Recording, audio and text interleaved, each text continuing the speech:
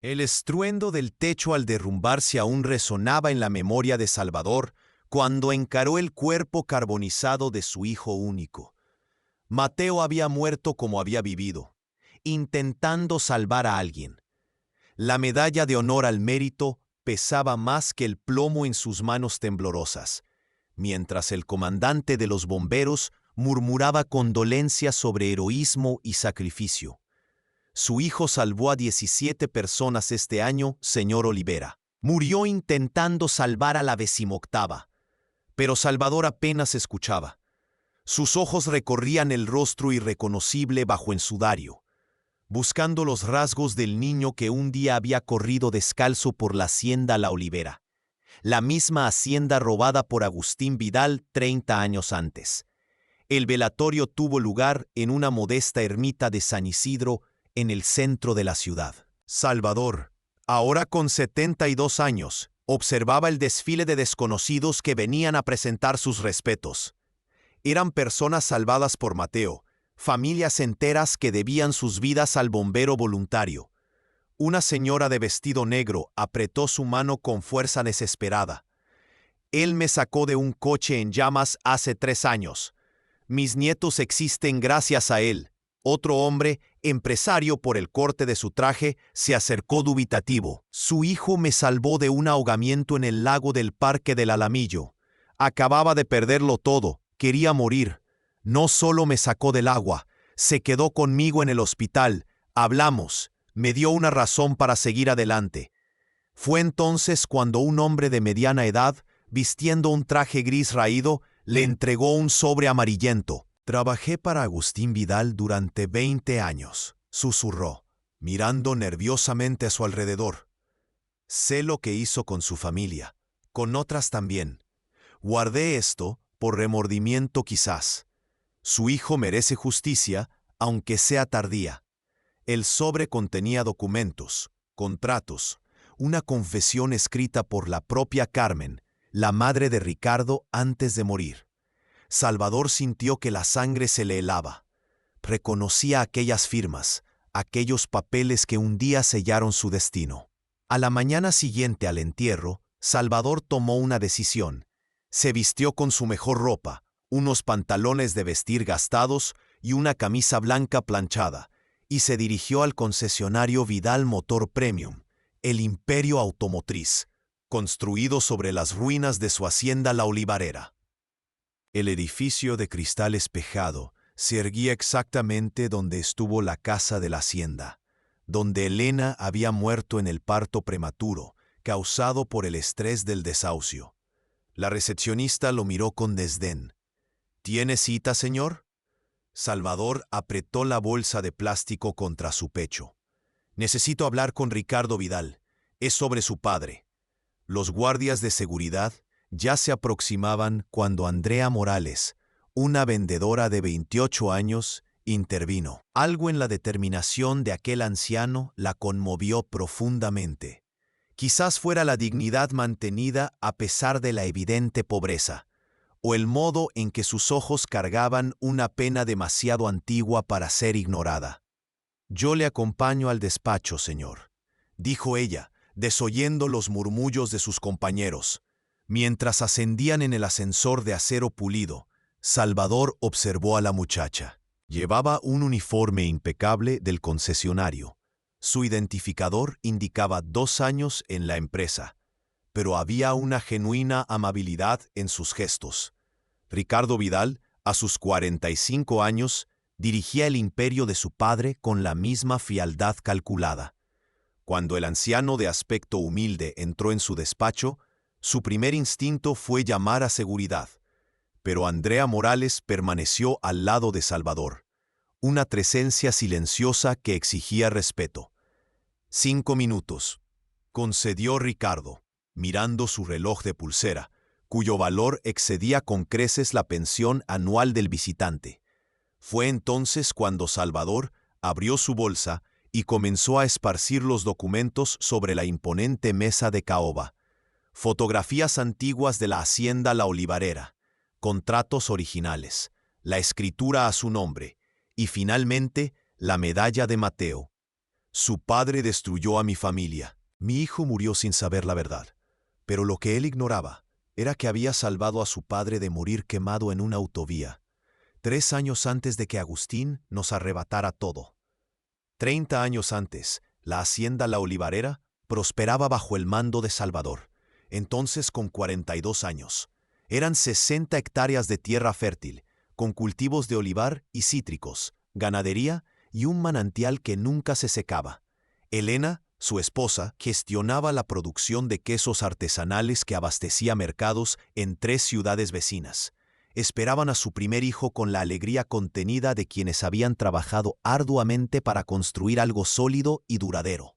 La casa de la hacienda, edificada por el abuelo de Salvador, tenía muros de adobe de medio metro de grosor y ventanas que enmarcaban el ocaso sobre los campos dorados. Mateo había nacido aquel mismo año, prematuro de 7 meses, luchando por la vida desde el primer aliento.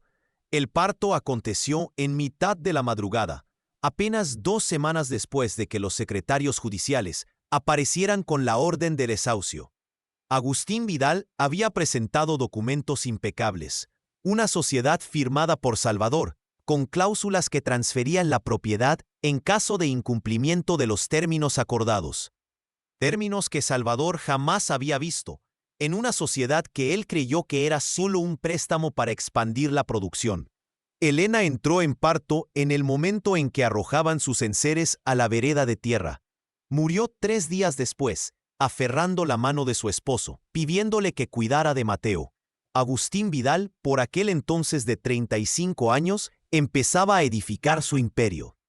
Abogado de profesión, había descubierto que era más lucrativo arrebatar propiedades que defender causas. Su método era quirúrgico. Se acercaba a pequeños propietarios endeudados o necesitados de capital. Les ofrecía sociedades con contratos intrincados, repletos de cláusulas leoninas ocultas en la más enrevesada jerga legal.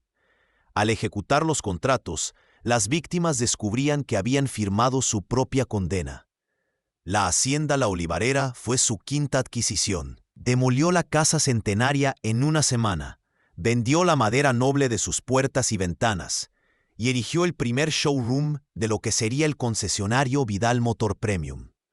Salvador lo intentó todo. Buscó abogados que rechazaban el caso tan pronto como descubrían quién era el adversario. Acudió a comisarías de policía donde los secretarios judiciales extraviaban sus denuncias. Llegó incluso a acampar durante 3 días a las puertas de los juzgados, hasta ser desalojado por vagancia. Mientras tanto, criaba a Mateo solo, trabajando como albañil, carpintero, limpiador, cualquier cosa que pagara el alquiler de la modesta habitación en la pensión La Soledad, en el barrio de Triana. El niño creció creyendo que la partida de la hacienda había sido una elección, una búsqueda de mejores oportunidades en la ciudad. Salvador engullía la verdad como cristal molido, prefiriendo el doloroso corte a la posibilidad de envenenar a su hijo con odio. Mateo desarrolló desde muy pronto un impulso irrefrenable por ayudar a los demás. A los 8 años, compartía su merienda escolar con compañeros más desfavorecidos. A los 12, trabajaba en sus horas libres ayudando a ancianos con las compras en el mercado. A los 16, se inscribió en el Cuerpo de Bomberos Voluntarios de Sevilla, mintiendo sobre su edad. Era como si algo en él reconociera el dolor en el mundo y necesitara aliviarlo. Salvador veía en su hijo la bondad de Elena, esa capacidad de encontrar luz incluso en la oscuridad más densa.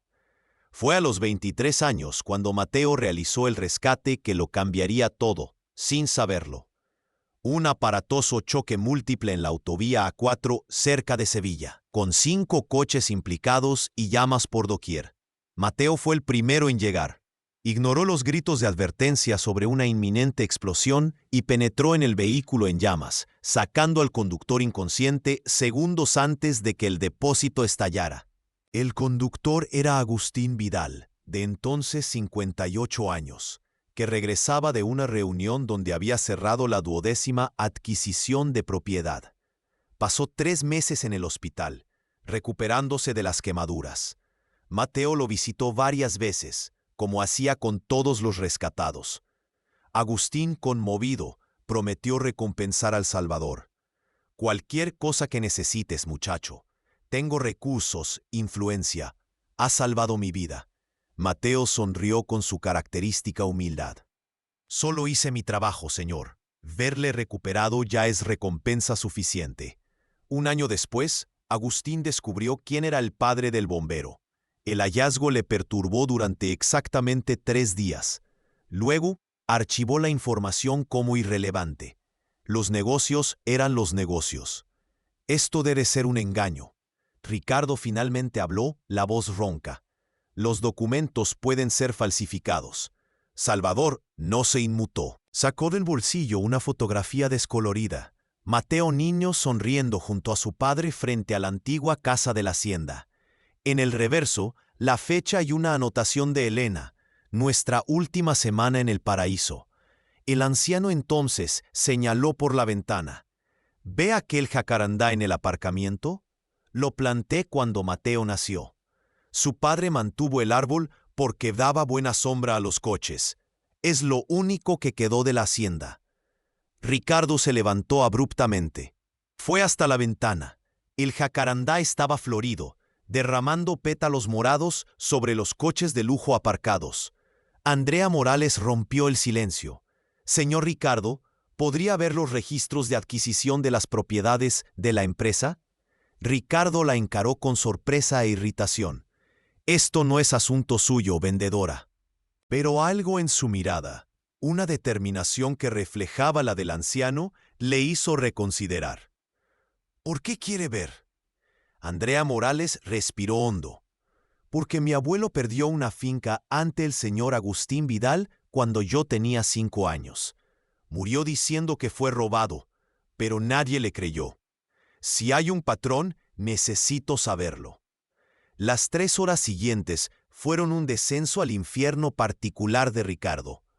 Los archivos confidenciales, a los que solo él tenía acceso, desvelaban la meticulosa metodología de su padre. 8 propiedades adquiridas con el mismo ardid. Contratos complejos, cláusulas ocultas, ejecuciones sumarias. En cada carpeta, fotografías de las propiedades antes y después. Haciendas centenarias convertidas en aparcamientos.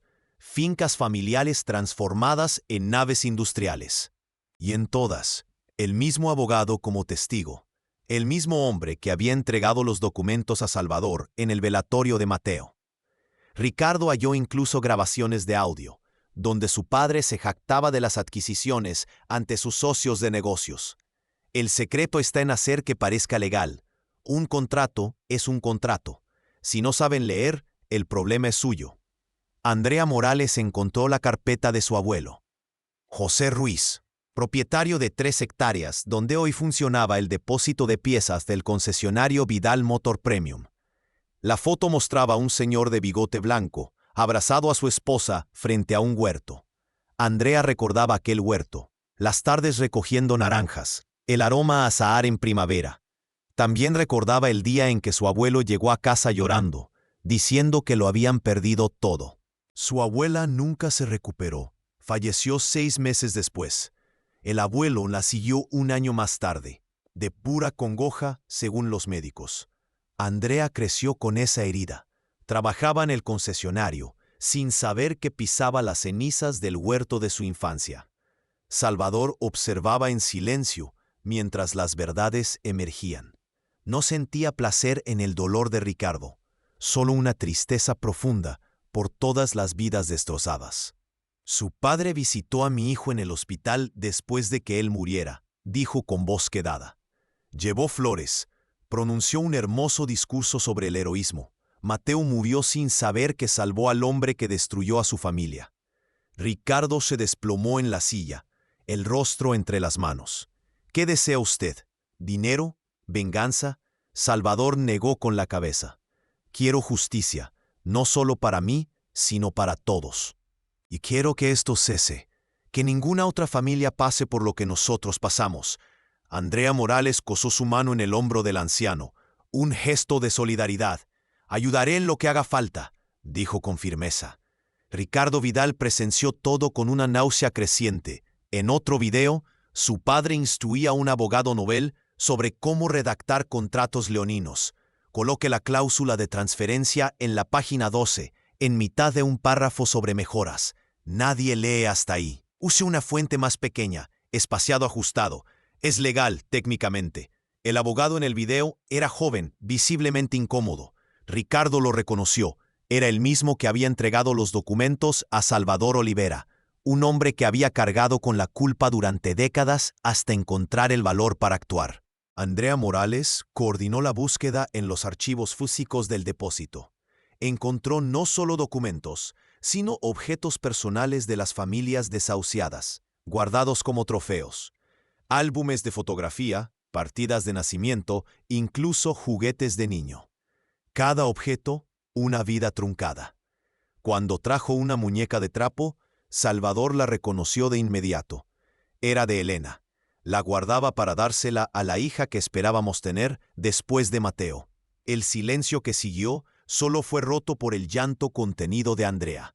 Fue entonces cuando Ricardo tomó una decisión que lo cambiaría todo. Vamos a convocar una rueda de prensa. Voy a exponerlo todo, asumir la responsabilidad e iniciar un proceso de reparación. Salvador lo encaró con sorpresa. Esto va a destruir la empresa. Ricardo asintió gravemente. La empresa fue construida sobre crímenes. Merece ser destruida. Pero podemos construir algo nuevo sobre las cenizas. Algo honesto. Andrea ya estaba al teléfono, contactando a periodistas, a abogados especialistas en reparación civil. Su eficiencia impresionó a Ricardo, que por primera vez no la veía como una simple vendedora, sino como alguien excepcional. Las siguientes 48 horas fueron frenéticas. Ricardo contrató una auditoría independiente para evaluar todos los negocios de su padre, Agustín. Andrea localizó a las otras 6 familias perjudicadas. Todas vivían en condiciones precarias. Algunas ni siquiera sabían que podían tener derecho a reparación. Salvador se convirtió en el enlace emocional, conversando con cada familia, explicando lo que sucedería. Su presencia transmitía una dignidad que transformaba a víctimas en supervivientes con derecho a justicia. La rueda de prensa se celebró un viernes, a las 10 de la mañana. La sala de reuniones del concesionario Vidal Motor Premium estaba abarrotada. Ricardo, vistiendo un traje sencillo en lugar de sus habituales italianos, comenzó con voz firme. Mi nombre es Ricardo Vidal y vengo a confesar crímenes cometidos por la empresa que heredé. El silencio fue absoluto. Continuó, detallando cada estratagema, mostrando documentos, reproduciendo audios. Cuando llegó a la historia de Mateo y Salvador, su voz se quebró. Un héroe murió sin saber que salvó a su verdugo. Una injusticia que no puedo deshacer, pero sí intentar reparar. Andrea Morales tomó el micrófono para anunciar el plan de reparación. Todas las propiedades serían valoradas a precio de mercado actual y las familias recibirían el importe íntegro con intereses y corrección monetaria. El concesionario Vidal Motor Premium sería vendido parcialmente para cubrir los costes. El remanente se transformaría en una fundación de apoyo a pequeños propietarios rurales. Salvador Olivera sería el presidente del consejo, con poder de veto sobre todas las decisiones. Su nombre sería Fundación Mateo Olivera. El momento más dramático sobrevino cuando Antonio Ruiz, hijo de una de las víctimas, se levantó entre el público. El dinero no me devuelve a mi padre. Murió de disgusto, creyendo que era un fracasado. Ricardo Vidal descendió del estrado, se acercó al hombre. Tiene usted razón. El dinero no puede comprar el perdón, pero puedo garantizarle que el nombre de su padre será honrado, que todos sabrán que fue una víctima, no un fracasado. Y si me lo permite, me gustaría reabrir su taller, bajo su nombre, empleando a jóvenes de la comunidad. El apretón de manos entre ambos fue fotografiado y se convertiría en el símbolo de la reconciliación posible. Un año después, el antiguo edificio acristalado del concesionario Vidal Motor Premium lucía un aspecto completamente diferente. La mitad del espacio albergaba ahora el Instituto Mateo Olivera de Formación y Rescate, que ofrecía cursos gratuitos de bombero voluntario, primeros auxilios y mecánica para jóvenes de bajos recursos. La otra mitad seguía operando como concesionario, pero ahora bajo una transparencia radical. Todos los contratos disponibles en línea y sus beneficios parcialmente dirigidos a la fundación. Andrea Morales, ascendida a directora ejecutiva, había implementado un sistema donde cada venta incluía una contribución voluntaria para las familias aún en proceso de reparación. Salvador Olivera, a sus 73 años, había encontrado un propósito renovado. Todas las mañanas llegaba al instituto para supervisar las clases. Los jóvenes le llamaban Don Salvador y escuchaban fascinados sus historias sobre Mateo, sobre la importancia de servir sin esperar recompensa. En la pared principal, una placa de bronce con la medalla de Mateo incrustada y la inscripción Mateo Olivera, 1979-2022, salvó vidas sin preguntar a quién. Enseñó que el heroísmo es elegir el bien, siempre. Debajo, los nombres de todas las víctimas de las estafas de Agustín Vidal, con la palabra reparados junto a cada uno. Ricardo Vidal se transformó profundamente. Vendió todos sus bienes personales, superfluos, coches de lujo, relojes, su ático, destinándolo todo al fondo de reparación. Se mudó a una casa sencilla en el mismo barrio donde residía Salvador. A veces, los dos tomaban café juntos, conversando sobre Mateo, sobre el perdón, sobre la posibilidad de la redención. Tu hijo también me salvó, dijo Ricardo una mañana. Me salvó de convertirme en mi padre. Salvador asintió, comprendiendo que la salvación puede llegar de maneras insospechadas. Andrea Morales descubrió su verdadera vocación en la justicia restaurativa. Cursaba Derecho por la noche, financiada por la Fundación, especializándose en derechos de propiedad y reparación civil. Creó un departamento pro bono que ya había ayudado a otras 20 familias a recuperar propiedades arrebatadas irregularmente por diversos empresarios de la región. Su historia inspiró a una generación de jóvenes letrados a elegir la justicia por encima del lucro. Mantenía en su mesa una foto de su abuelo junto a otra del huerto de naranjos recuperado. Sí, lograron recuperar parte del terreno y replantaron naranjos. Las 8 familias originalmente damnificadas recibieron sus reparaciones íntegramente. Clara, hija de uno de los propietarios, utilizó el dinero para abrir una escuela de educación infantil en el terreno que fuera de su padre. La llamó Escuela Nuevo Amanecer. Los hijos de Antonio Ruiz reabrieron el taller mecánico con equipamiento moderno, empleando a 15 jóvenes del programa de formación. Cada éxito era una pequeña victoria contra décadas de injusticia. Carmen, la madre de Ricardo, quien había dejado la carta confesional, también había legado un fondo secreto, dinero que había ahorrado durante años sabiendo de dónde procedía. Ricardo descubrió ese fondo y con la autorización de Salvador, creó un programa de becas integrales para hijos de bomberos voluntarios. La primera becaria fue María Paz, de 17 años, hija de un bombero que había fallecido en acto de servicio. Ella estudiaría medicina, decidida a salvar vidas como los héroes que perdieron las suyas salvando a otros. En el segundo aniversario del instituto, se organizó una ceremonia especial. 300 asistentes acudieron, graduados de los cursos, familias reparadas, nuevos voluntarios del cuerpo de bomberos. Salvador pronunció un discurso emotivo. Mateo no conoció la verdad sobre nuestro pasado, pero vivió la verdad sobre nuestro futuro, que el bien prevalece sobre el mal, que la justicia, aunque tardía, encuentra su cauce. Cada joven formado aquí, cada familia reparada, cada vida salvada por los nuevos bomberos, todo esto es Mateo viviendo a través de nosotros.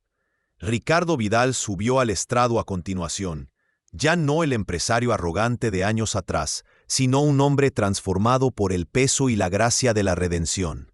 Aprendí que la verdadera herencia no es lo que recibimos, sino lo que elegimos hacer con lo que recibimos. Elegí la verdad, la reparación, la justicia. Fue la elección más difícil y la más liberadora de mi vida.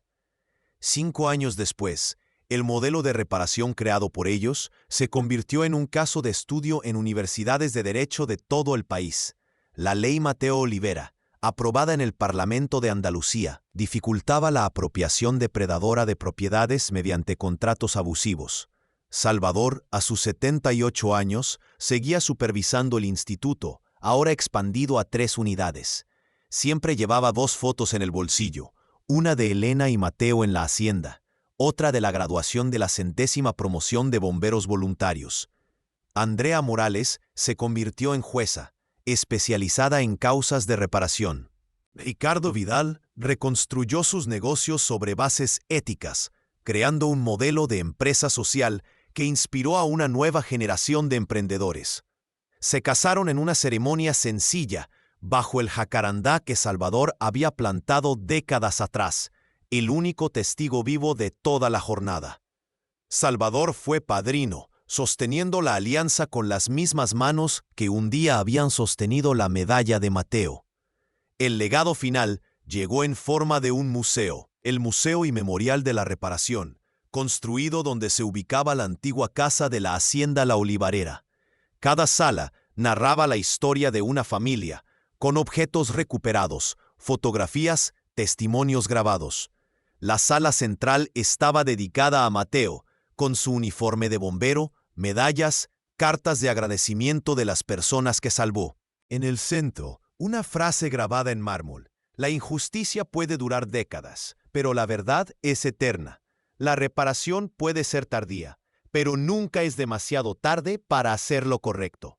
Salvador Olivera vivió para ver a sus bisnietos, los hijos de Andrea Morales y Ricardo Vidal, correr por el mismo campo donde Mateo había dado sus primeros pasos. Les enseñó sobre la tierra, sobre el honor, sobre la importancia de ayudar a los demás. Les contó historias de un héroe que no usaba capa, solo un uniforme de bombero. Murió a los 82 años, durmiendo serenamente bajo el jacarandá florido, una sonrisa en los labios, sabiendo que la justicia finalmente se había hecho. Fue enterrado junto a Mateo y Elena, la familia reunida en la eternidad. En la lápida, el epitafio que había elegido: Salvador Olivera, padre, abuelo, sembrador de justicia. La verdad fue su mayor cosecha.